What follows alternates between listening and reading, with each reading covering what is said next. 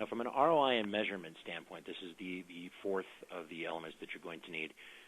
First, you need to define success and know what you want to see before you start. We need to have a Facebook page. We really got to get a Twitter account. That's not a strategy. You need to be asking the question, why do we want to be on here? What is it that we're hoping to see? What do we want the Facebook page to do for us? Is it brand awareness? Do we hope to generate revenue? What kinds of things are we actually looking to see from a Twitter or Google Plus program? If we're going to experiment on Pinterest, why? That definition sometimes shifts. It's not like it's set in stone, but you at least have to have an idea of what you want to achieve before you can decide whether you're actually achieving it. You need to know your 0 point. And this is standard and basic, or you would think it is, but it doesn't always seem to take place in social. What's our 0 point? If you want to do an audit at the very beginning, if we're about to launch a Twitter program, the first thing I would do is go, well, how often are we being talked about on Twitter? How often do we occur in conversations? And when we do pop up or when we are being mentioned, is it positive, negative, or neutral? That way you have that 0 point. That way you know, all right, well, we've been in Twitter for 2 months. Not only have we racked up X amount of followers, but we see that we're popping up in conversation a lot more. We see that the conversations about us are more positive than they used to be. You know what you're measuring against. You want to select the measurement tools that actually fit your goals. There are a whole lot of measurement tools out there, and it's not my role today to endorse any of them to you or suggest which one I like best, but there are some that measure certain qualities better than others. You need to decide, am I looking to measure message penetration? Am I looking to measure brand awareness? Am I looking to measure the amount of revenue that's coming in from any of these things? And then select the measurement tool that actually fits what you're trying to achieve rather than grabbing one because it's what everybody else uses in social media. Finally, numbers don't necessarily mean what you might think they mean.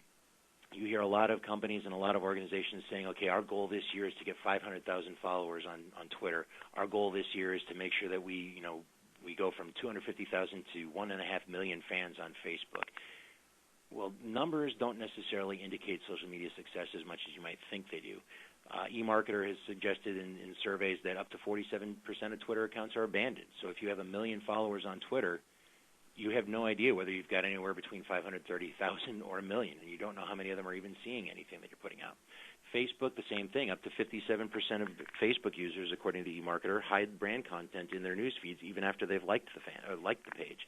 And I just saw a post earlier this week from Facebook expert Brian Carter and EdgeRank Checker that suggests that really Facebook pages or Facebook posts are only reaching 17% on average of the number of fans that they've got. So if you've got 1 million people on your Facebook page, the odds are that each one of your posts is really only hitting about 170,000 of them.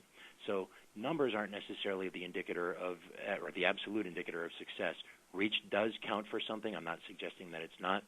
But the more important thing to be looking at is your engagement. How many of the fans that you have are actually seeing the post that you put up? How many of them are liking or sharing or commenting? How many of them are talking back to you on Twitter? The more engaged you are with the audience that you build, the better off you are, rather than having a really large audience that doesn't see what you put up or doesn't ever talk back and engage with you.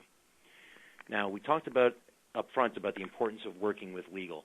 And again, people cringe. People say, "Oh, I don't want to deal with this. I don't want to talk to legal." There were lots of stories at the beginning of sort of brand adoption of social media about people who just went out and did the right thing and then asked permission or asked forgiveness later. That's not really a good idea at this stage of the game. You need to have legal involved, and there are a few reasons why.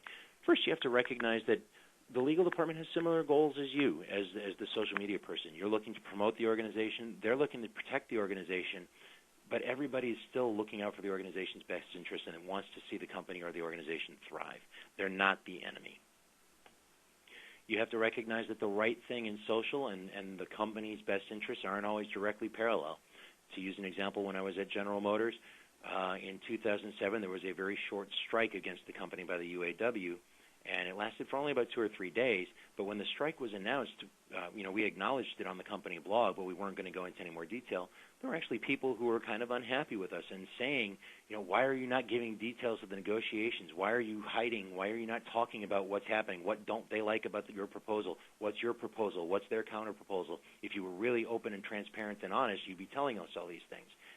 And all I could think at the time was, do you really think that we're going to carry this on in public? Do you really think that the internet is the place to carry out negotiations between labor and management? That's not the right thing to do. That's not just because it's not transparent in the traditional sense of social doesn't mean that we're not committed to doing it the right way. It just means that some things don't belong on the internet. Some things don't belong in social media.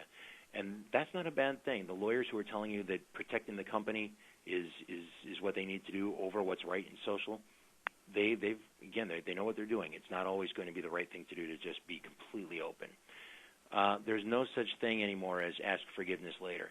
For as much attention as marketers and PR people are putting onto social, lawyers are also paying just as much attention. And if something comes out of the organization on Facebook, in Twitter, on Google+, I can pretty much assure you somebody in the legal department is going to become aware of it because they are looking out there for threats or things that could potentially hurt the organization.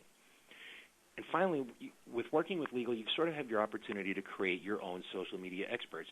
The legal folks are going to be involved with you anyway. If you proactively reach out to them and bring the lawyers in from the front, you have the chance to sort of help educate the person that's assigned, help bring somebody along, teach them as much about social as you know or as you're learning, and that creates somebody within the legal department who's an expert on their own, who's sort of sympathetic to you or works with you rather than feeling threatened by it. Again, they're going to be involved whether you've brought them in or not, so this is a way to sort of make your own expert. Now, what they bring to the table, first is sort of an understanding and informed interpretation of FTC guidelines. It's about 2 years old now that the FTC has very specific guidelines on how they expect organizations and brands and companies to interact with consumers online, what kinds of disclosure rules there are, what kinds of things have to be done or have to take place, what constitutes an endorsement. The lawyers are going to understand that, interpret that much better than a marketing person or a communications person. You also get knowledgeable and informed interpretation of case laws that emerges. Social moves very, very fast. There are court cases going on regularly, and I'm not, as a communications person, in the best position to interpret cases as they're handed down. The lawyers are there, and they will be able to tell us, okay, well, based on this court ruling or based on this case, here's how it impacts the company, and here's how we may need to shift what we do. They have an experienced eye for policy development, not maybe on social media, but certainly the kinds of policies that, whether it's HR policies or supplier and partner policies, the lawyers are the ones who've been drawing that up from the beginning. They're the experts, and it's silly not to bring them in and let them help out. And they can also give you rules in terms of conditions for contests and promotions that aren't going to run afoul of anybody or any regulation. Now, we talked about social media policies and the importance of bringing the lawyers into that process. So we'll move now to the importance of a social media policy, why you should have it, and what you need to include. First, you have the policy to protect both the organization from foolish moves by its employees, and you protect the employees from overzealous moves by the organization. If you've never told an employee that they can't do something, you have no recourse when they go out and do it to have discipline them or fire them or whatever else. As an employee, if the company is giving you the constructs of what they say you're allowed to do, and then you go do it, well, they can't go after you. They can't hit you because you're following the policy that the company has set out. So it's there to protect both sides of the house. Who gets involved in building social media policies? It should be everybody that's in the company that's affected by social. Again, HR and legal need to be in there. Marketing and communications and customer service needs to be involved in drafting the social media policy. One of the bigger mistakes that I think I made when I was at General Motors, the first program or the first policy that we drafted up when I got there in 2007, I did all by myself, sitting in my office, drafted it up. I was thinking, gosh, this is going to be one of the great social media policies because it's drafted by a social media expert, and everybody's going to use it as a case example. It didn't end up being that way. It was a very inadequate policy because I hadn't taken into account all the concerns and legitimate input from other pieces of the organization. So we had to go back in and redraft it and do it a second time. The second version of it ended up being a much stronger one. Now, how do you do this? First, you want to sync with established business guidelines. The Internet doesn't free you up to do something that you otherwise wouldn't be able to do. You also have to recognize that compromise is going to be necessary in the drafting of a policy. The lawyers and HR people are probably going to feel that your final policy is much too liberal and allows too much freedom. The marketers and communications people and social media people are probably going to feel that it's far too restrictive. That doesn't mean it's imperfect. It probably means that you've got the balance just about right, because you've at that point incorporated enough of each party's concerns or each party's input that there's something in there for everyone, and there's something that's going to be in there that makes somebody or everybody a little bit uncomfortable. And finally, understand that policy and usage guide are not necessarily the same thing. Policy is, all the stuff that's going to have a legal ramification for the organization, and we'll get into that in a moment. Usage guides would be things like etiquette for the net, link back to other people as often as possible. If you make a mistake, don't edit the post or take it down, but just acknowledge the mistake and move forward. All those things are part of a usage guide, and they make sense to train etiquette, but that's not going to go into a legal policy so much. What goes into a legal policy? You need, of course, a statement that employees are expected to follow organizational ethics guidelines in the social web, something that you cannot do in real life or in your business world. You can't do online either. You want reminders of individual responsibility. Courts are beginning to find that if an individual working for a company does something either illegal or libelous or whatever else online, that individual is just as responsible as the company from a legal standpoint. So you need to remind people of that. Remind them of the need for disclaimers that just because you happen to work for the company and you're acknowledging, look, I work for General Motors and you should know that, doesn't necessarily mean that I'm officially speaking for the company. You want to make sure that that disclaimer is part of your policy. Disclosure of affiliation with the organization. You can't go out there and hide and say, oh, I'm just John Carr fan and I think the Chevrolet is great. You have to actually have an acknowledgement of who you're affiliated with. Respect for copyright and fair use, honoring confidentiality or proprietary information, prohibitions on hate speech and ethnic slurs, all the same things that you build into an ethics guideline, and privacy and discretion reminders usually end up going into the most respected social media policies. Education and training, you're going to have multiple tiers of people in the organization, and they're all going to touch social in different ways. The basics, even if it's not somebody's job to do social media, they're probably going to be involved or at least aware of the networks anyway. So what you need to teach in that sort of first tier is a review of the social media policy, make sure that they know the company's rules. Familiarization with the tools and platforms, at least make them aware that this is how Facebook works, this is how brands interact on Twitter, this is how they're used.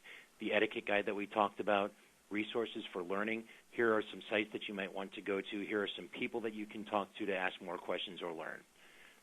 The second tier are the people who, on a not daily basis, but on occasion, whether it's marketing or PR professionals or whoever else, are going to have some access or some exposure to social platforms. So in this case, you're going to talk about how to represent the brand in a professional way and the way the brand wants to be represented. Case studies of how other companies or other organizations have done social media and what lessons you can learn from that, and sort of scenario planning or war games on what would we do if this were happening in social media? What would we do if we had X going on? How would we handle this on Facebook? Those are the kinds of things that you'll do for people who are going to regularly use social networks. That third tier is going to be people who are on networks every day.